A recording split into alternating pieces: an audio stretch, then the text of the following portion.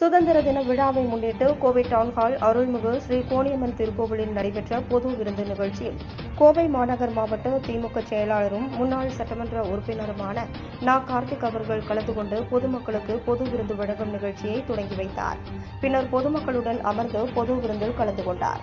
இந்நிகழ்ச்சியில் மாநகர் மாவட்ட துணை செயலாளர் கோட்டை அப்பாஸ், கோவை மாநகராட்சி மேயர் கல்பனா ஆனந்த், கோவை மாநகராட்சி மத்திய மண்டல தலைவர் மீனா லோகு, கோவை மாவட்ட இந்து சமயம் மற்றும் அறநிலையங்கள் துறை இணை ஆணையர் ரமேஷ், கோவை மாவட்ட அறங்காவலர் குழு உறுப்பினர் சு. தனபால், கோணியம்மன் கோவில் நிர்வாக அலுவலர் சந்திரமதி, பெரியகடை வீதி பகுதி 2 செயலாளர் வி.ஐ. பத்ருதீன், மாநகராட்சி வரி விதிப்பு மற்றும் நிதிக்குழு தலைவர் முபஷிரா பத்ருதீன், வட்டக்கழக செயலாளர்கள் ஏ. அப்பாஸ், டவுன்பா ஆனந்தன், லட்சுமணன், வசந்தகுமார், லாரா பிரேம்தேவ், ஹல்வேஸ் தண்டபாணி, ரா.